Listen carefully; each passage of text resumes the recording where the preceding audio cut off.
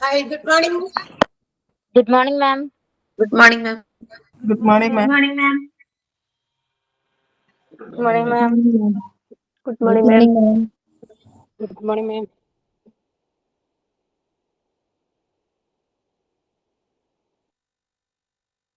പിള്ളേരുള്ളോ 49, 47. 80 above ഉണ്ടാവാറുണ്ട്.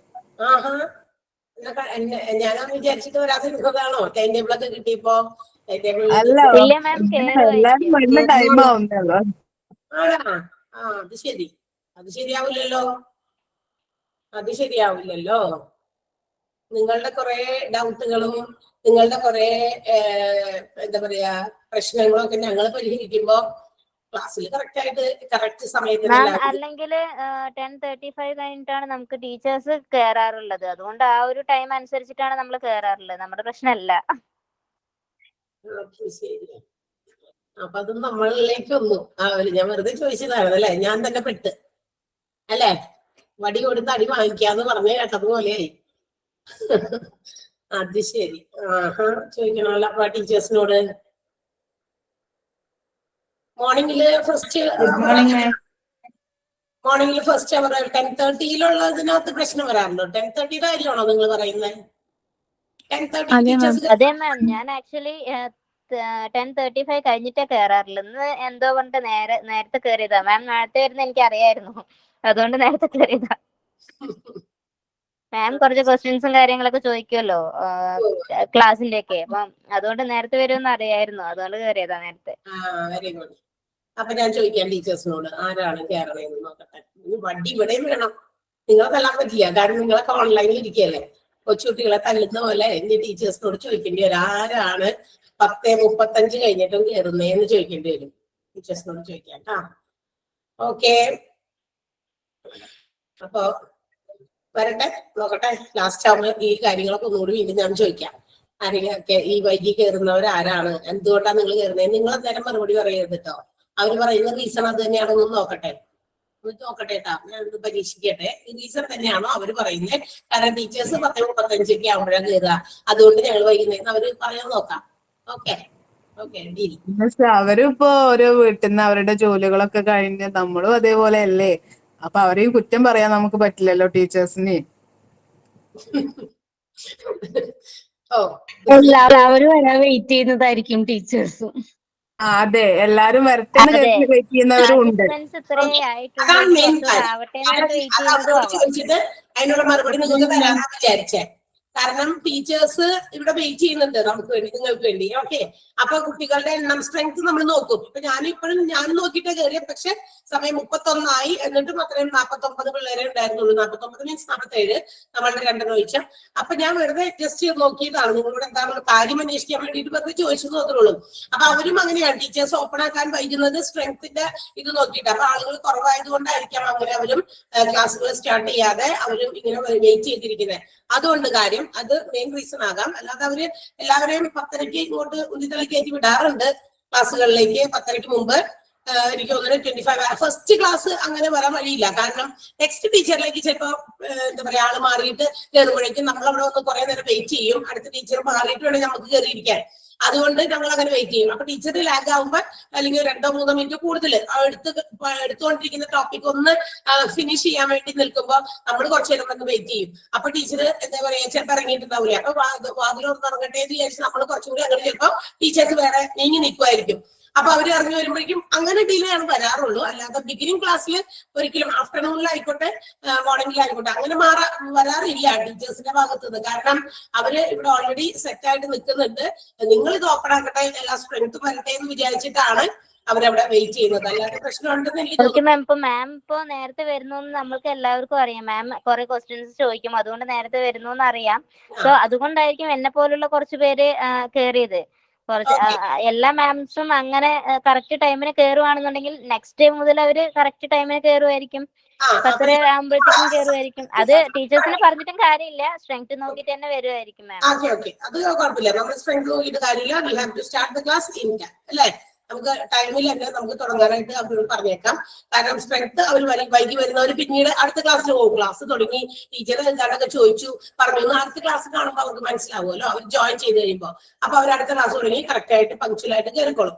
Okay, so നമ്മൾ നമ്മുടെ സമയം വെറുതെ ഇനി കളയുക. അവരോട് ഞാൻ പറഞ്ഞേക്കാം, ബാക്കിയുള്ളവരോട് ഇനി വൈകി വരുന്നവരോട് ലാസ്റ്റ് നമുക്ക് ചോദിക്കാൻ സമയം ഉണ്ടെങ്കിൽ. ഓക്കെ, സോ നമുക്ക് ക്ലാസ്സിലേക്ക് കടക്കാം. നമ്മൾ കുറച്ചൊക്കെ എവിടേക്കോ പറിച്ചു നിർത്തി. നമ്മൾ പഠിക്കുന്ന ചാപ്റ്ററിന്റെ പേരെന്താ ചന്ദന? പെട്ടെന്ന് പറയോ. ചന്ദന ചാപ്റ്റർ 5 അല്ലേ? ചന്ദന ഇല്ല അവിടെ? ചന്ദന ഇല്ല. ഷിയാസ് എന്ന് അക്കൗണ്ടുള്ള ആരാണെന്ന് പറഞ്ഞേ. ചാപ്റ്റർ 5 ആണ് അല്ലേ? Chapter 5 different department in a hospital. നമ്മൾ ചാപ്റ്ററിന്റെ നമ്പറിനേക്കാൾ കൂടുതൽ ചാപ്റ്ററിന്റെ പേരാണ് ഓർത്തിരിക്കേണ്ടത്. Different departments in a hospital. ചിലപ്പോഴൊക്കെ അതില് ജനറൽ മെഡിസിൻ ആണ് ഇനി പറയാനുള്ളത് അവിടുന്ന്. ഓക്കെ, ശരി. അപ്പൊ ആ ഒരു നമ്പറിന് എന്തോ ചാപ്റ്റർ വൈസ് ഉള്ള നമ്പറിന് എന്തോ ഒരു പ്രത്യേകതയുണ്ട്. അതെന്തോ ഒരു അങ്ങോട്ടും ഇങ്ങോട്ടും മാറിക്കിടക്കും, എന്തോ ചേർത്താതുണ്ട്. പക്ഷെ 35 ചാപ്റ്റർ ആണ് 1 തുടങ്ങി 2 വരെയുള്ള മൊഡ്യൂൾസിലുള്ളത്. 35 ചാപ്റ്റേഴ്സ് ആണ്. അതെന്തോ നിങ്ങളൊന്ന് നോക്കിയാൽ മതി കേട്ടോ. നമ്പറിലുള്ള എന്ത് കോംപ്ലിക്കേഷൻസും നിങ്ങൾ വിട്ടേക്കുക. ചാപ്റ്ററുകളുടെ പേരുകൾ അത് നോക്കാം. 35 ആണോ എന്തോ നോക്കാം. ടീച്ചർമാരെല്ലാവരും കൂടി 35 ചാപ്റ്റർ എടുത്തിട്ടുണ്ടോ എന്ന് നോക്കാം. That's all. അത്രയും നമ്മൾ അറിയേണ്ട കാര്യമുള്ളൂ. അപ്പൊ നമ്മൾ കഴിഞ്ഞ ക്ലാസ്സിൽ ജെറിയാട്രിക്സ് വരെയാണ് കംപ്ലീറ്റ് ചെയ്തത്. I think so. Geriatrics, what is the department geriatrics for? Anjali പറയാമോ? എന്താണ് ജെറിയാട്രിക്സ് എന്ന് പറയുന്ന ഡിപ്പാർട്ട്മെന്റ് വിഭാഗം? എന്തിനു വേണ്ടിയിട്ടുള്ളതാണ് അഞ്ജലി? Elderly suffer from. ചോദിക്കുന്ന ആൾ പറയോ പ്ലീസ്. ജെറിയാട്രിക്സ് എന്താണ്? അഞ്ജലി ഇല്ല കേട്ടോ. കറക്റ്റ് ആയിട്ട് വിളിക്കുന്ന ആൾക്കാർ ഈ പറയുന്ന സൗണ്ട് ഓണാക്കി പറയുന്നില്ല. നമ്മള് ഒരു ചോദ്യം, അത് കഴിഞ്ഞ ക്ലാസ്സിൽ നമ്മൾ എന്താണ് എടുത്തതെന്ന് ജസ്റ്റ് ഒന്ന് നിങ്ങളെ കൊണ്ട് ചോദിച്ചറിയാൻ വേണ്ടിയിട്ടാണ് ഈ ഒരു കാര്യം ചെയ്യുന്നത്. വെറുതെ വന്നിരുന്ന റേഡിയോ പോലെ ഞാൻ ഇങ്ങനെ പറഞ്ഞിട്ട് കാര്യമില്ലല്ലോ. അതിന് വേണ്ടിയിട്ടാണ്. കാർത്തിക പറയാമോ? ചില ആൾക്കാർ അൺമ്യൂട്ട് ചെയ്യുന്നത് പോലും ഇല്ല. ആവശ്യത്തിന് നമ്മൾ അൺമ്യൂട്ട് ചെയ്ത് പറയണം കാര്യം. കാർത്തിക ദാസ് ഉണ്ടോ?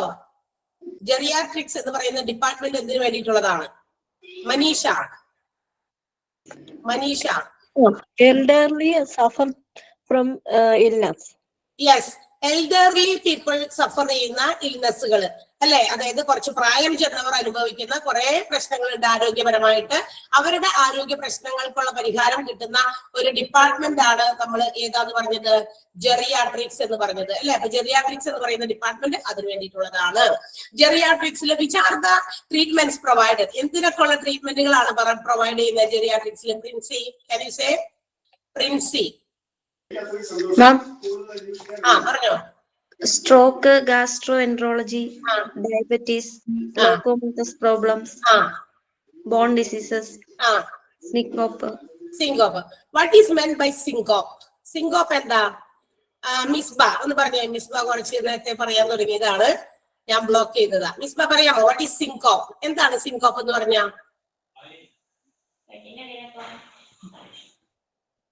സിങ്കോപ്പ് എന്ന് കേട്ടിട്ടുണ്ടോ മിസ്ബ? നമ്മൾ എഴുതി വെച്ചോ? നോട്ട് എഴുതിയിരുന്നോ? ഇല്ല മാം. നോട്ട് എഴുതിയില്ല? ഇല്ല. തലചുറ്റൽ എന്ന് പറഞ്ഞിട്ടുണ്ടായിരുന്നു. തലചുറ്റൽ, ബ്ലഡ് കുറഞ്ഞ ഓക്സിജന്റെ അളവ്, ബ്ലഡിലെ ഓക്സിജന്റെ ലെവൽ കുറഞ്ഞുണ്ടാവുന്ന തലചുറ്റൽ. Okay, yes, very good.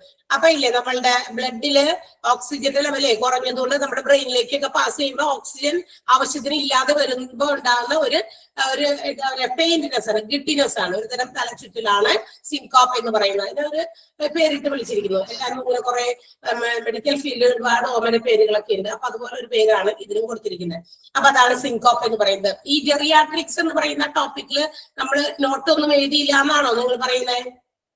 അതെ, ഞാൻ ENT മുതൽ എഴുതിയിട്ടില്ല.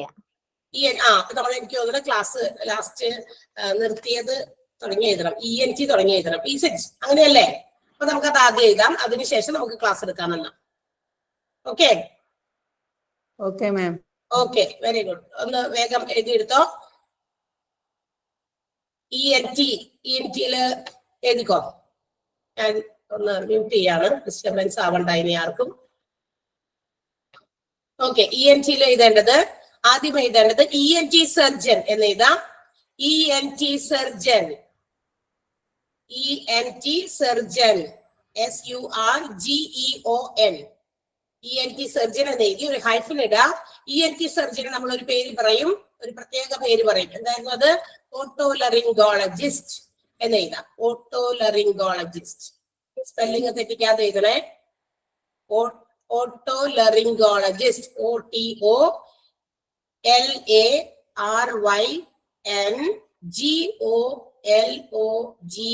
OTOLARYNGOLOGIST. ഓട്ടോലറിംഗോളജിസ്റ്റ്. ENT സർജൻ സ്പെഷ്യലിസ്റ്റിന്റെ പേരാണത്.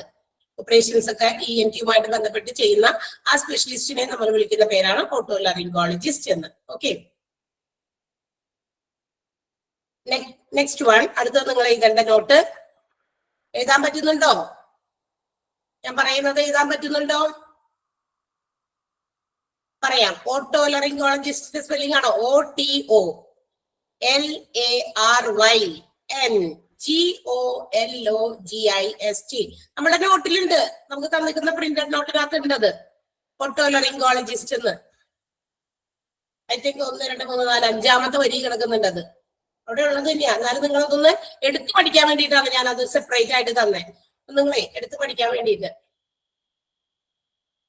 ഓക്കെ, നെക്സ്റ്റ് വൺ എഴുതേണ്ടത് നെക്ക് ലംസ് ആണ്. Neck lamb, NECK, neck lamb, LUMP, neck lamb. ഏതാ? enlarged, enlarged, ENLARGED, enlarged. lymph, LYMPH, lymph. അതായത് ഇവിടുത്തെ ഈ വലിയ വള്ളിയില്ലേ, ഞരമ്പ് പോലത്തെ സാധനം, അതില് വലിയ എൻലാർജ്മെന്റ്, ഇങ്ങനെ ഒരു തടിപ്പ് പോലെ കുറച്ച് വീർത്തിരിക്കുക. enlarged lymph caused by CAUSED, caused by bacteria, bacteria മൂലമോ, viral infections, viral infections, VIRAL, viral infections, INFECTIONS, infections,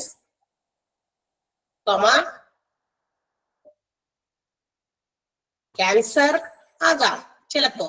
എല്ലാം തന്നെ ഈ എൻലാർജ്മെന്റ് നമ്മുടെ ശരീരത്തിന്റെ എവിടെ എന്തെങ്കിലും എൻലാർജ് ചെയ്ത് നിന്നാലും അതെല്ലാം ക്യാൻസർ ആവണമെന്ന് നിർബന്ധമൊന്നുമില്ല കേട്ടോ. ചിലതൊക്കെ നമുക്ക് ഹാംഫുൾ അല്ലാത്ത രീതിയിലുള്ളതും ഉണ്ട്. നമ്മുടെ ശരീരത്തിന് യാതൊരു തരത്തിലുള്ള കേടും ഉള്ളതല്ല. ചിലത് നമ്മൾ ശ്രദ്ധിക്കേണ്ടതാണ്. അതൊക്കെ നമുക്ക് ടെസ്റ്റ് ചെയ്താലേ മനസ്സിലാകുള്ളൂ. അപ്പൊ അതാണ് നെക്ക് ലംഫ്. ഈ ലിംഫ് ഇവിടെ ഉള്ള സാധനം ഇങ്ങനെ ഭയങ്കരമായിട്ട് എൻലാർജ് ചെയ്ത് കാണിക്കുക. അപ്പൊ ചിലർക്ക് ഇങ്ങനെ വരുന്ന മുഴകളെല്ലാം തന്നെ ക്യാൻസർ ആണെന്ന്. എല്ലാം ക്യാൻസർ സ്റ്റേറ്റ്സിലേക്ക് പോകുന്നതല്ല. ചിലതൊക്കെ ഹാംലെസ് ആയിട്ടുള്ള തടിപ്പുകളും മുഴകളും ഒക്കെ ഉണ്ട്. ഓക്കെ, അതാണ് നെക്ക് ലിംഫ് എന്ന് പറയുന്നത്. സോറി, നെക്ക് ലംബ് എന്ന് പറയുന്നത്. ഈ ലിംഫിൽ ഉണ്ടാകുന്ന എൻലാർജ്മെന്റ് അത് ഈ ബാക്ടീരിയകളുടെ ഫലമായിട്ടോ, ഒത്തിരി ബാക്ടീരിയാസ് നമ്മുടെ ശരീരത്തിനകത്തേക്ക് പ്രവേശിക്കുന്നതിന്റെ ഫലമായിട്ട് നമ്മൾ കഴിക്കുന്ന ഭക്ഷണങ്ങളിൽ നിന്ന് ബാക്ടീരിയാസ് വന്നതുകൊണ്ടോ വൈറൽ ഇൻഫെക്ഷൻസ് ഒരുപാട് വരുന്നത് കൊണ്ടൊക്കെ ആകാം. ചിലത് ക്യാൻസറും ആകാം. Okay, next one. Tear duct problem. Tear duct problem. Tear duct problem. Hyphen ഇട്ടിട്ട് എഴുതാം. സ്പെല്ലിംഗ് ഒന്ന് തെറ്റിച്ച് എഴുതരുത്. ടിയർ ഡക്റ്റ് പ്രോബ്ലം ഒരു ഹൈഫൻ ഇട്ടിട്ട് എഴുതാം. അപ്പൊ ഞാൻ പറഞ്ഞു തന്നില്ലെങ്കിലും നിങ്ങൾക്ക് ഉത്തരം പറഞ്ഞല്ലോ. ഞാൻ വിചാരിച്ചു നോട്ട് എഴുതിയെന്ന്. നോട്ട് എഴുതിയിട്ടില്ലെങ്കിൽ നിങ്ങൾ ഇതുപോലെ ഒന്ന് പറയണേ. നമ്മള് ചിലപ്പോ ക്ലാസ് നിർത്തിയിട്ട് ചിലപ്പോ അറ്റത്തെത്തിയപ്പോഴായിരിക്കും നിർത്തിയേക്കണേ. അതുകൊണ്ടായിരിക്കും. എനിക്ക് ആകെ 1 അവർ എല്ലാ ക്ലാസ്സുകളിലും ഉള്ളു. എല്ലാ ക്ലാസ്സസിലും 1 അവർ ആണേ. അതുകൊണ്ടാ. ടിയർ ഡക്റ്റ് പ്രോബ്ലം തന്നതാണോ? അതാണ് ചോദിച്ചേ. ആ ശരി, ഓക്കെ. എനിക്ക് തോന്നണം അപ്പൊ അതെന്താ എഴുതാൻ പോയത്, വിട്ടുപോയതോ? ഓക്കെ, ടിയർ ഡക്റ്റ് പ്രോബ്ലം തന്നു. പിന്നെ ഇതിനകത്ത് വേറെ എഴുതാനുള്ളത് ഇതിനകത്തൊന്നുമില്ല. സോറി, ഇതൊന്നും ആവശ്യമില്ലാത്തതാണ്. ഓക്കെ, പിന്നെന്താ? എൻഡോക്രൈനോളജി എഴുതിയതാണോ? പാരാതൈറോയിഡ്, എൻഡോക്രൈനോളജി ഒക്കെ എഴുതി. അപ്പൊ എനിക്ക് തോന്നുന്നു അത് മാത്രം വിട്ടുപോയതായിരിക്കും. ഐ തിങ്ക് സോ, അല്ലേ? എൻഡോക്രൈനോളജി എഴുതിയതാണ്. അതിനകത്ത് പാരാതൈറോയിഡ്, അതുപോലെ ഹൈപ്പോതലാമസ് എഴുതി. ഓക്കെ, എന്താ? പിറ്റ്യൂട്ടറി ഗ്ലാൻഡ്, പീയൂഷ് ഗ്ലാൻഡ് എഴുതിയോ? പീയൂഷ് ഗ്ലാൻഡ് എഴുതിയിട്ടില്ല, അതുകൂടി എഴുതി വെച്ചോ. പിറ്റ്യൂട്ടറി, പാരാതൈറോയിഡ് എഴുതി എന്ന് പറഞ്ഞു. Okay okay. പൈനിയൽ ഗ്ലാൻഡ് എഴുതിയോ?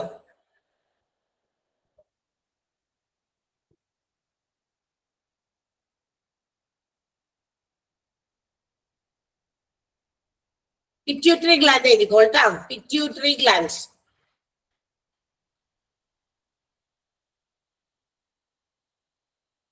പാരാതൈറോയിഡും ഹൈപ്പോതലാമസും മാത്രമേ എഴുതിയിട്ടുള്ളൂ എന്നാണ് പറയണേ. ഹൈപ്പോതലാമസ് എഴുതിയിട്ടുണ്ട്, കോമൺ ആയിട്ട് പറയുന്നുണ്ട്.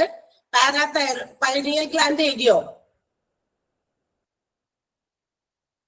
എഴുതി. ചിലർ എഴുതി എന്ന് പറയുന്നു, ചിലർ എഴുതിയില്ല എന്ന് പറയുന്നു. ഇതെന്താ അങ്ങനെ? നമ്മൾ എഴുതാത്തതായിരിക്കും. എഴുതാത്തവര് എനിക്ക് തോന്നുന്നത് ചിലപ്പോൾ മിസ്സായി പോയിട്ടുണ്ടാകും. പിറ്റ്യൂട്ടറി എഴുതിയോ? പിറ്റ്യൂട്ടറി ഗ്ലാൻഡ് എഴുതിയോ? എഴുതി. അപ്പൊ ഇനി ഇല്ല എഴുതാൻ. അപ്പൊ അതിനകത്തൊന്നും ഇല്ലല്ലോ. പിറ്റ്യൂട്ടറി എഴുതിയില്ലെങ്കിൽ എഴുതിക്കോ, ഞാൻ പറഞ്ഞുതരാം. അത് എഴുതിക്കോ തൽക്കാലം. പിറ്റ്യൂട്ടറി ഗ്ലാൻഡ് ഒരു ഹൈഫനേറ്റഡ് എഴുതാ. Pituitary gland. ഓക്കെ, കുഴപ്പമില്ല. ആകെ 2 പോയിന്റ്. എൻഡോക്രൈനോളജി, ഹൈപ്പോതലാമസ് എഴുതിയില്ലാന്നോ? എൻഡോക്രൈനോളജി ഈസ് ഓൾറെഡി ദർ, അവിടെ ഉണ്ട്. എൻഡോക്രൈൻ സിസ്റ്റത്തെ ബാധിക്കുന്ന മൊത്തത്തിലുള്ള രോഗങ്ങൾക്കുള്ള ഒരു ഡിപ്പാർട്ട്മെന്റ് ആണ് എൻഡോക്രൈനോളജി. എൻഡോക്രൈൻ സിസ്റ്റം മൊത്തം. ആ എൻഡോക്രൈൻ സിസ്റ്റത്തിനകത്ത് വരുന്ന സാധനങ്ങളാണ് ഈ പറഞ്ഞ parathyroid, hypothalamus, pineal gland. Parathyroid ഇതില്ല എന്ന് പറയുന്നുണ്ട്. ഓക്കെ, ഞാനൊന്നും പറയാം. ഇപ്പൊ തൽക്കാലം പിറ്റ്യൂട്ടറി ചെയ്ത്. പിറ്റ്യൂട്ടറി ഒരു ഹൈഫനേറ്റഡ് എഴുതാ. പീയൂഷ് ഗ്ലാൻഡ്, അതിനൊരു പേരും കൂടി ഉണ്ട്. പീയൂഷ് ഗ്ലാൻഡ് എന്നാണ്. മാസ്റ്റർ ഗ്ലാൻഡ്, ഇത് മാത്രമേ ഉള്ളൂ എഴുതാനായിട്ട്. അധികം വലിയ നോട്ടൊന്നുമില്ല. പിറ്റ്യൂട്ടറി ഗ്ലാൻഡ് തന്നെയാണ് പീയൂഷ് ഗ്ലാൻഡ്. അതിനെ മാസ്റ്റർ ഗ്ലാൻഡ് എന്നും വിളിക്കും. ഹൈഫനേറ്റഡ് അങ്ങനെ എഴുതിയാൽ മതി. അത്ര ഉള്ള നോട്ട്, അതാണ് അതിന്റെ നോട്ട്. അതിന് വേറെ പേരുകളിലും അറിയപ്പെടുന്നുണ്ട്. അപ്പൊ നമ്മള് ക്വസ്റ്റ്യനിൽ അങ്ങനെയൊക്കെ കാണുന്നത് കൊണ്ടാണ് അത് എഴുതി തരുന്നത്. പിറ്റ്യൂട്ടറി ഗ്ലാൻഡിന്റെ അനദർ നെയിം എന്താണ്?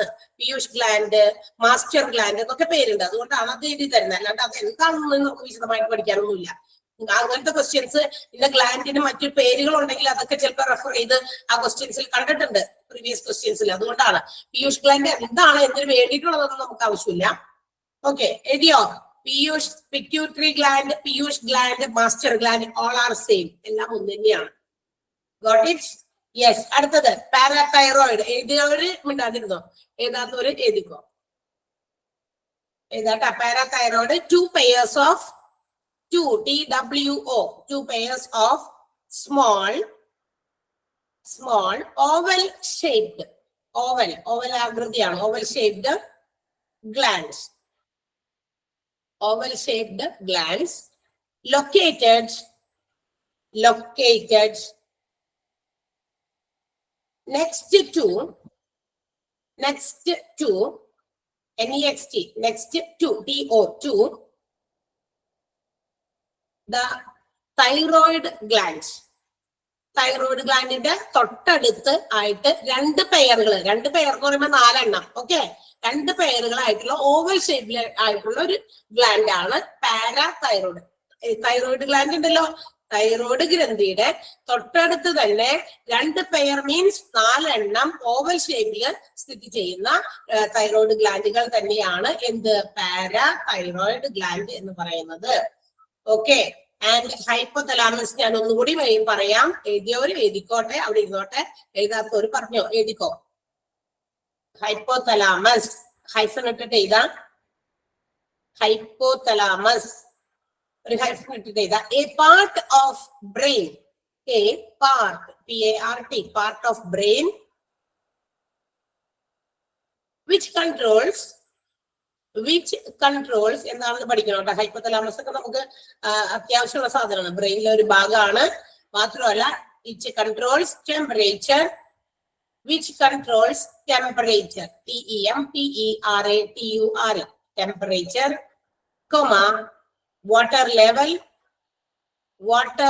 നമ്മുടെ ശരീരത്തിലെ വെള്ളത്തിന്റെ അളവ് നിയന്ത്രിക്കുന്നത്, അതുപോലെ നമ്മുടെ ശരീരത്തിന്റെ ഊഷ്മാവ് നിയന്ത്രിക്കുന്നത്, and also water level, hunger, വിശപ്പ്, നമുക്ക് വിശപ്പ് തോന്നിപ്പിക്കുന്നതും അല്ലെ വിശപ്പ് ഇല്ലായ്മ തോന്നിക്കുന്നതും ഒക്കെ ഇതാണ്. അതിനെയൊക്കെ കൺട്രോൾ ചെയ്യാം, മാനേജ് ചെയ്യുന്ന ഒരു ഡ്യൂട്ടിയാണ് നമ്മുടെ ഹൈപ്പോതലാമസിന്, നമ്മുടെ ബ്രെയിനിന്റെ ഒരു ഭാഗമായ ഹൈപ്പോതലാമസിന്റെ ഫങ്ഷൻ എന്ന് പറയുന്നത്. കിട്ടിയോ? ക്ലിയർ ആയോ? ഓക്കെ, നെക്സ്റ്റ് ഇനി നമുക്ക് ഇതിനകത്ത് പ്രത്യേകിച്ചൊന്നും ഇവിടെ എഴുതാനൊന്നുമില്ല. ജെറിയാട്രിക്സിൽ നമുക്ക് ആ സിൻകോപ്പ് ഒന്ന് എഴുതാം. ജെറിയാട്രിക്സ്. സിങ്കോപ്പ് മാത്രമേ നമുക്ക് എഴുതാനുള്ളൂ, വേറെ ഒന്നുമില്ല കേട്ടോ. ജെറിയാട്രിക്സ് പക്ഷെ മെയിൻ ഹെഡിങ് എഴുതാം, ജെറിയാട്രിക്സ് എന്ന് എഴുതാം. എന്നിട്ട് പുട്ടെ ഹൈഫൺ, അതിന്റെ താഴെ സിങ്കോപ്പ് എഴുതാം, SYNCOPE, സിങ്കോപ്പ്. തലച്ചുറ്റലാണ്, പക്ഷെ what is the reason for it? വെറുതെ ഉണ്ടാകുന്ന തലച്ചുറ്റിലല്ല, വെറുതെ ഒക്കെ ഇപ്പൊ അസംബ്ലിക്കൊക്കെ പിള്ളേരൊക്കെ നിൽക്കുമ്പോ തലറിഞ്ഞു വീഴാറില്ലേ, അതൊന്നും ഇതിന്റെ പ്രശ്നമാവൂല കേട്ടോ. അതായത് വയസ്സായ ആളുകളിൽ ചില പ്രശ്നങ്ങൾ കൊണ്ടുണ്ടാകുന്ന തലച്ചുറ്റിലാണ് ഉദ്ദേശിക്കുന്നത്. നമ്മളൊക്കെ പണ്ട് അസംബ്ലിക്കൊക്കെ നിൽക്കുമ്പോ ചിലർക്ക് അഭിനയിക്കും ഇങ്ങനെ, എന്താണ് വെയിൽ നിൽക്കാൻ പറ്റാത്തതുകൊണ്ടേ. ഇപ്പൊ ഒന്നും വലിയ അസംബ്ലീസ് ഒന്നും ഇല്ല സ്കൂളുകളിൽ. പണ്ടൊക്കെ എന്നും അസംബ്ലി ഉണ്ട്, വല്ലപ്പോഴൊക്കെ അസംബ്ലി ഇല്ലാതിരിക്കുള്ളൂ. ഇപ്പൊ അങ്ങനെയല്ല, വല്ലപ്പോഴും അസംബ്ലി ഉള്ളൂ. പിന്നെ ശരിയായ എന്താ പറയാ, ഇങ്ങനെ നിർത്തുമ്പോ ആ വെയിലൊക്കെ കൊണ്ട് നിർത്തുമ്പോ നമുക്ക് എന്താ പറയാ വയ്യായിക അങ്ങനെയൊക്കെ കാണിച്ചിട്ടൊക്കെ, അല്ലാതെ ചിലർ എന്താ പറയാ ഡെലിബറേറ്റ്ലി അല്ല, മനഃപൂർവ്വം അല്ലാതെ വീഴുന്നവരുണ്ട്. ഓക്കെ, സിങ്കോപ്പ് എഴുതി വെക്കാം, ഒരു ഹൈഫനേറ്റഡ് എഴുതാം. ടു ലോ, TOO ആണ്, വളരെ കുറവെന്ന് അർത്ഥം. Too low blood pressure, too low blood pressure caused by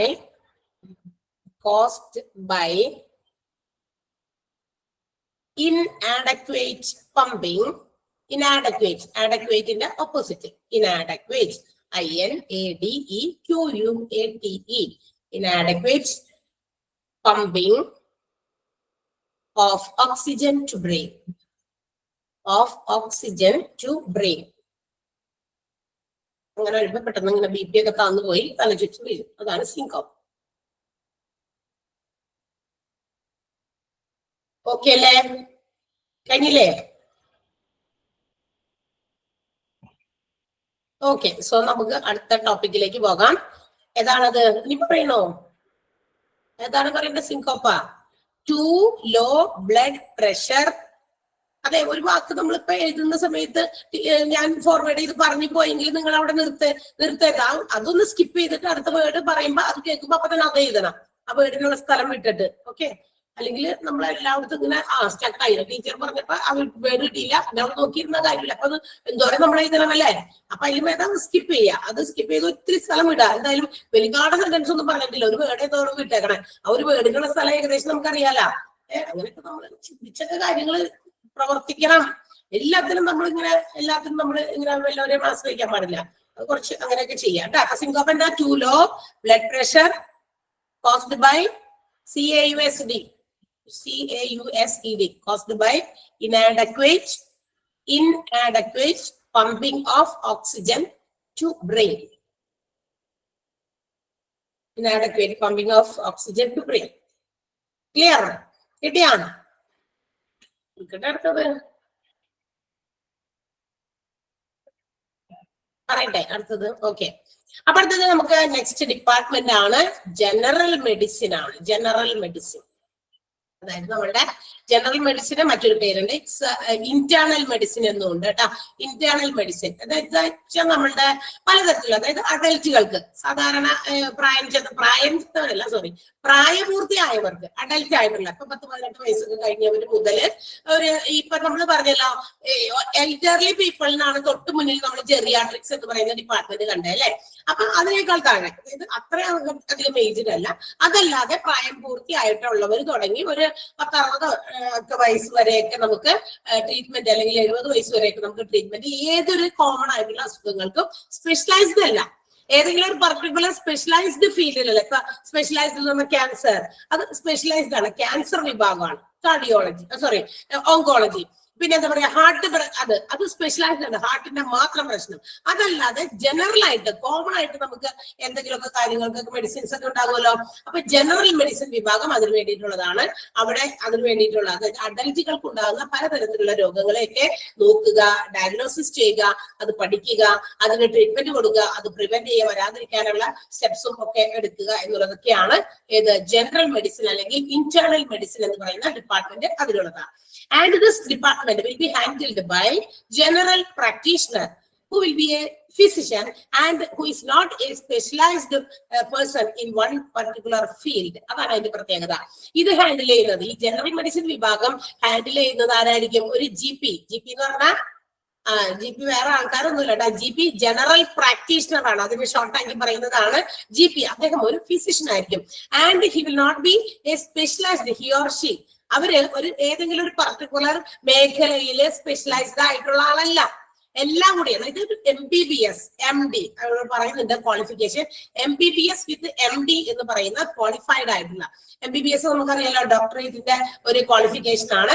അതിന്റെ കൂടെ ഒരു MDയും എടുത്ത, അല്ലെങ്കിൽ ഇപ്പൊ കാർഡിയോളജിസ്റ്റ് ആണെങ്കിൽ അതിന്റെ കൂടെ കാർഡിയോളജി വിഭാഗം എന്നുകൂടി അവരുടെ നെയിം ബോർഡിന്റെ കൂടെ എടുക്കാണ്. നമ്മള് ഹോസ്പിറ്റൽസിൽ പോകുമ്പോ ആദ്യത്തെ ക്ലാസ്സിൽ തന്നെ ഞാനതാ പറഞ്ഞേ, നമ്മൾ അതിന്റെ പരാതി കൂടിയൊക്കെ നടക്കുമ്പോൾ ഓരോ ഡോക്ടേഴ്സിന്റെയും റൂം ഉണ്ടായിരിക്കും. അവിടെ വാദിക്കാൻ നമുക്ക് ഇങ്ങനെ എഴുതി വെച്ചേക്കുന്നത് കാണാം ഒരാളുടെ പേര്. ഇപ്പൊ കാർഡിയോളജിസ്റ്റ് ആണെങ്കിൽ അത് MBBS MD, അതിനകത്ത് സ്പെഷ്യലൈസ് ചെയ്തിരിക്കുന്നതാണെങ്കിൽ ഏതെങ്കിലും ഒരു പർട്ടിക്കുലർ ഏരിയയിൽ എന്താ പറയാ സ്പെഷ്യലൈസ് ചെയ്തിരിക്കുന്ന ഡോക്ടർ ആണെങ്കിൽ കാർഡിയോളജി ആണെങ്കിൽ കാർഡിയോളജി എന്ന് എഴുതും. ഓർത്തോപെഡിക്സ് ആണെങ്കിൽ ഓർത്തോപെഡിക്സ് എന്ന് എഴുതും. പീഡിയാട്രിക്സ് ആണെങ്കിൽ അങ്ങനെ എഴുതും. അപ്പൊ സ്പെഷ്യലൈസ്ഡ് ഫീൽഡിലുള്ളവർക്ക് ആ ഒരു സ്പെഷ്യൽ പേരും കൂടി അവരുടെ നെയിം ബോർഡിന്റെ അവരുടെ അഡ്രസ് ആയിട്ട് അവിടെ കിടക്കുന്നുണ്ടായിരിക്കും. ഓക്കെ, ഇവിടെ ജനറൽ മെഡിസിൻ ഹാൻഡിൽ ചെയ്യുന്നവര് GP ആണ്, അത് ജനറൽ പ്രാക്ടീഷണർ ആണ്. അദ്ദേഹം ഒരു ഫിസിഷ്യൻ മാത്രമായിരിക്കും. അവർക്ക് സ്പെഷ്യലൈസ്ഡ് ഫീൽഡ് ഇല്ല. ഏത് രോഗികൾ ചെന്നാലും നോക്കും. ഇനി ഇവര് നോക്കി പരിശോധിച്ചു, ഇവർക്ക് പറ്റാവുന്ന രീതിയിലുള്ള മരുന്നുകൾ പ്രൊവൈഡ് ചെയ്തു. And the disease is not cured by them. അവരെ കൊണ്ട് ആ രോഗം മാറ്റാൻ പറ്റിയില്ലെങ്കിൽ മാത്രം they will suggest to any specialized field, അല്ലെ അവരെ ആർക്കെങ്കിലും സ്പെഷ്യലൈസ് ചെയ്യുന്ന ആ ഭാഗത്തേക്ക് കൊടുക്കും. ഇപ്പൊ നിരന്തരമായ തലവേദന, അവർ കുറെ മരുന്നൊക്കെ കൊടുത്തു, പക്ഷെ അതിനെ ക്യൂർ ചെയ്യാൻ പറ്റുന്നില്ല. അപ്പൊ ചിലപ്പോ പറയും, നിങ്ങളെ കുറെ ഭയങ്കര തലവേദനയാണല്ലോ, ഞാൻ എന്റെ രീതിയിലുള്ള മരുന്നുകളൊക്കെ തന്നു, പക്ഷെ അത് മാറ്റാൻ പറ്റുന്നില്ല. So you may go to an ENT, അല്ലെ ഒരു ENT ഒന്ന് പോയി കാണും.